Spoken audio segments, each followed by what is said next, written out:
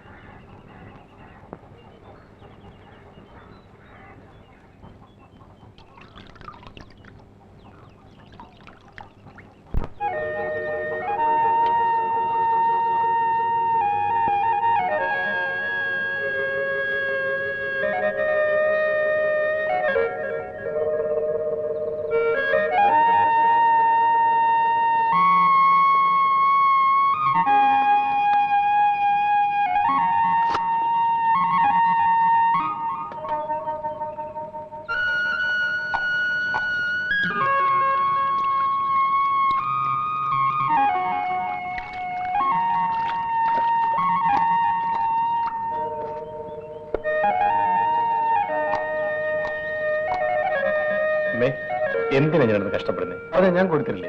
എടാ, ഇത് പെണ്ണുങ്ങൾ ചെയ്യേണ്ട ജോലിയാ. നിനക്കൊരു പെണ്ണുണ്ടാകുന്നത് വരെ ഞാൻ തന്നെ ഇത് ചെയ്തോളാം.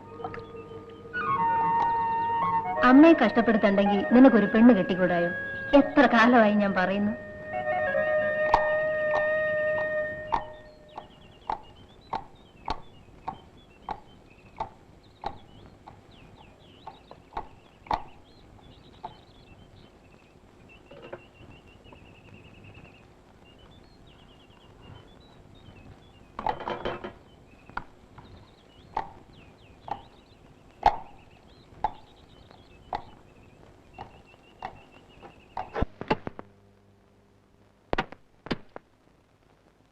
ഞാൻ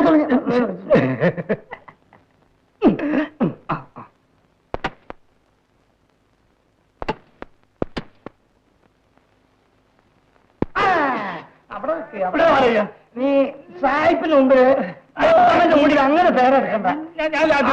പോട്ടെ, നീ അയ്യോ കടിക്കല്ല, എന്നെ കൊല്ലും ഞാൻ. നീ അതും കൂടെ അയ്യോ.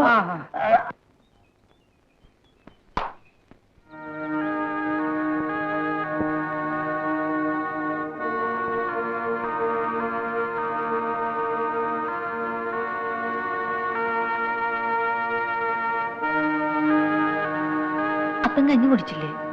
ഇല്ല, പ്ലാവിലെ താഴെ വീണുപോയി. എന്നിട്ട് എന്തേ അപ്പം വിളിക്കാഞ്ഞത്? മോള് ജോലി ചെയ്യല്ലേ? എനിക്കോ ജോലി ചെയ്യാൻ വയ്യ. പിന്നെ നിന്റെ പണി കൂടി എന്തിനാ മുടക്കുന്നു? വേല ചെയ്യാൻ വയ്യെങ്കിൽ അപ്പം ഞങ്ങളുടെ അപ്പനല്ലാതെ തീരുമോ? എന്തു ചെയ്യാം, അന്ന് പനിയിൽ നിന്ന് വീണപ്പോ തല തെറിച്ചു പോകാനുള്ള യോഗം ഉണ്ടായില്ല. വേല ചെയ്യാൻ വയ്യാത്ത പന കയറി ചാവണം. അപ്പോ വേല ചെയ്യാൻ വയ്യാത്ത നിന്റെ അപ്പനോ? ഞാനും ചാകണോടാ. ഏതാ, കുറച്ചു കാലത്തിനകം ഞാൻ ചാകും. ഈ പിള്ളേർക്ക് ആൺതുണയായി നീ മാത്രമേ ഉള്ളൂ, അത് മറക്കരുത്. മോളെ ചെല്ലമ്മേ, ഈ അക്കാനി പൊന്നയ്യന്റെ വീട്ടിൽ നിന്ന് കിട്ടിയതാ. ഇനി ചെല്ലയ്യന്റെ വീട്ടിൽ ചെന്നാ കുറച്ചുകൂടി കിട്ടും. ചെല്ല മോളെ. നീ ചന്തയിൽ പോയില്ലയോ? പോകുന്നപ്പാ. നേശമണി, എന്താ അപ്പ? എങ്ങോട്ടാ മോനെ? കുമാരന്റെ കടവരെ പോയിട്ട് വരാം. ഒരു കവർ വാങ്ങണം. എന്തിനാ?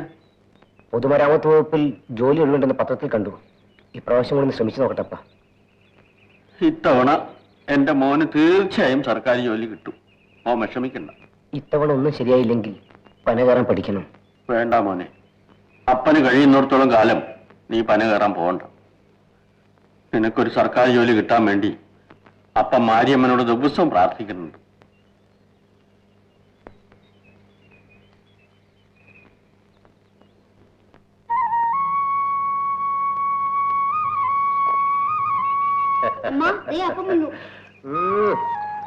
പന മുഴുവൻ മഞ്ഞ് വീണ് വഴുക്കായിരുന്നു.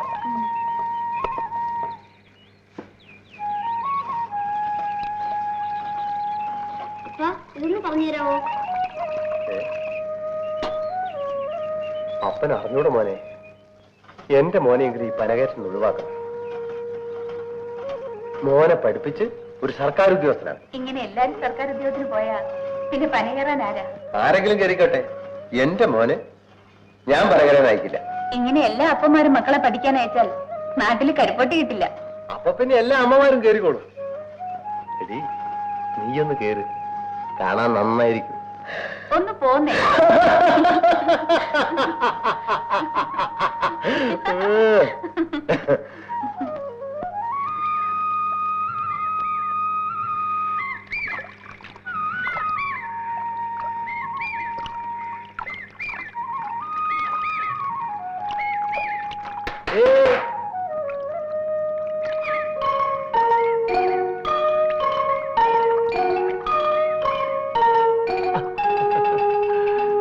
ഞാൻ നിന്നെ എവിടൊക്കെ നോക്കിയെന്നറിയാം? എന്തിനാ?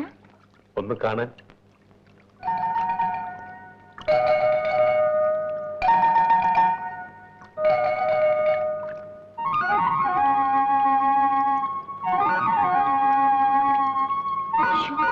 അങ്ങനെ നോക്കാതെ.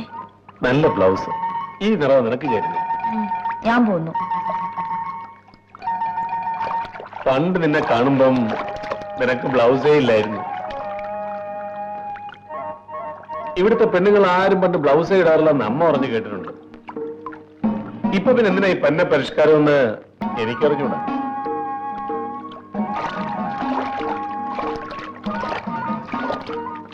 അങ്ങോട്ട് ആഴം കൂടുതലാ, മുണ്ട് കുറച്ചുകൂടെ പൊക്കി പിടിച്ചോ, നനയും.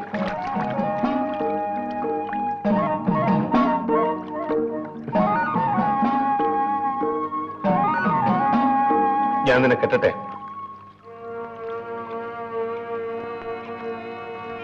കരയാണോ?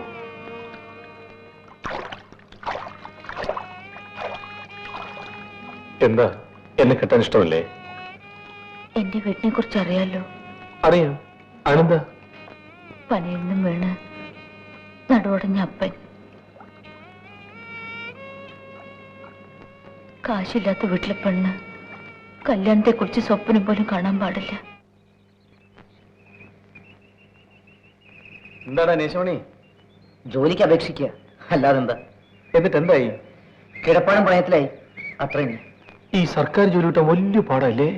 അതിനേക്കാൾ ബുദ്ധിമുട്ടാ ഈ സ്റ്റാമ്പ് വാങ്ങിക്കാൻ. ഞാൻ തരാം. ഞാൻ നിന്റെ വീട്ടിലോട്ട് വരാനിരിക്കുകയായിരുന്നു. ഇത് മതിയോ?